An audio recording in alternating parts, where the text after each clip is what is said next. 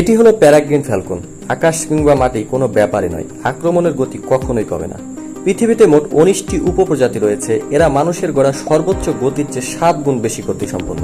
চিতা যখন ঘন্টায় 112 কিলোমিটার বেগে দৌড়ায়, তখন প্যারাগ্রিন চলে তার থেকেও 4 গুণ বেশি গতিতে। এই প্যারাগ্রিন ফ্যালকন সর্বোচ্চ গতি রেকর্ড করা হয়েছে 390 কিলোমিটার পার ঘন্টা, যা তাকে এই গ্রহের সব থেকে দ্রুততম প্রাণীর মুকুট এনে দিয়েছে। তাই তো এদের বলা হয় রকেট বার্ড।